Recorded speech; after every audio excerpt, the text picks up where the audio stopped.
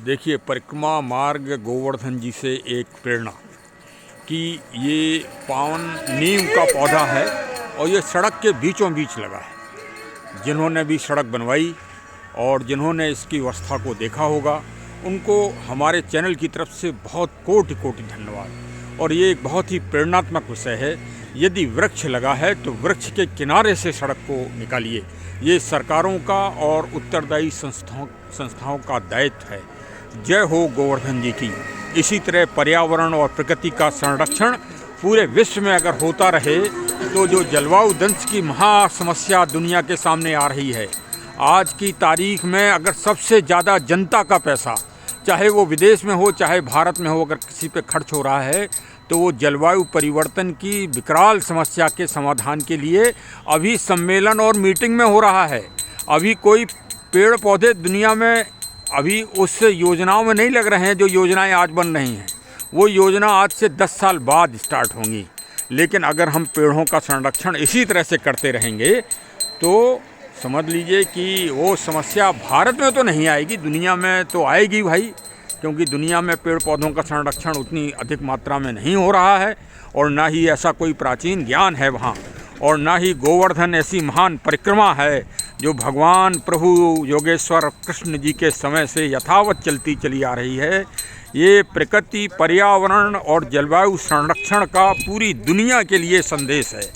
मैं तो कहता हूँ कि इस परिक्रमा को पूरी दुनिया के लोगों को जरूर ही करना चाहिए, जिससे गोवर्धन पर्वत का मतलब है स्थिर मन करना। जहाँ पर्वत की तरह जब आपका मन स्थिर होगा तभी आप दुनिया में किसी भी लक्ष्य को, किसी भी उद्देश्य को प्राप्त कर सकते हैं। अगर आपका मन चलायमान होगा तो आप किसी भी चीज़ पर टिक नहीं सकते। ये पर्वतों की बहुत बड़ी प्रेरणा और मोटिवेशन है। तो आज चलिए, वही गौरवशाली संयोग है, ये एक महान संयोग है कि आज परिक्रमा का मौका मिल ही गया। तो चलिए साहब, उसी का एक एक कदम बढ़ता चला जा रहा है और सर्दी भी बड़ी भयंकर रूप से पड़ रही है, जैसे कोई परीक्षा ले रहा हो। तो चलिए, जीवन में परीक्षा तो होती ही रहती हैं। हनुमान जी की परीक्षा भी लंका विजय के टाइम जब वो चले थे तो सुरसा देवताओं की माता जी ने ली थी। तो जब अच्छा काम करेंगे तो परीक्षा तो देना ही पड़ेगी भाई। लेकिन चलिए, नंगे पैर लोग यहाँ पर आस्था और श्रद्धा के साथ, दंडवत के साथ परिक्रमा को कर रहे हैं और पूरे मनोयोग और उत्साह से कर रहे हैं। ये देखिए, संत जी अपना आग जला के अपना, ये देखिए पावन वृक्ष को बचाने का एक दूसरा उपक्रम मैं आपको दिखा रहा हूँ। ये पीपल जी का वृक्ष है और ये भी देखिए सड़क के बीचों बीच लगा है और इसको परिक्रमा मार्ग में संरक्षित कर दिया गया है। कितनी दिव्यता की बात है। जय जय श्री राधे, श्री राधे। ये देखिए, आपको दिखाया मैंने। मतलब एक ये लोगों की को एक इनसे सीख लेना चाहिए कि इसी तरह पेड़ों का संरक्षण करें तो जन जन का संरक्षण होगा। पेड़ों का नहीं, जन जन का, जिसमें ये छोटे छोटे जीव भी शामिल हैं।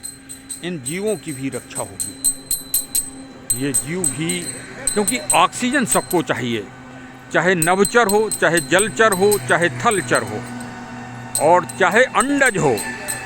4 चीज़ें बताई गई हैं, वो चारों को ऑक्सीजन ही चाहिए। बिगर ऑक्सीजन प्राणवायु के सबका जीवन बेकार है। उन पेड़ों के अलावा और कोई फैक्ट्री या कारखाना ऑक्सीजन का है नहीं। और जो कृत्रिम ऑक्सीजन है वो कोरोना में हाल आपने देख ही लिया है कि कितने गैस सिलेंडर और कितने कारखाने लगे हुए थे। तो क्या देखना, इस मूल प्रकृति को पकड़िए, प्रकृति तत्व को। चलिए, आज का संदेश इतना ही काफ़ी है इस गोवर्धन परिक्रमा में। और जय हो गोवर्धन जी की।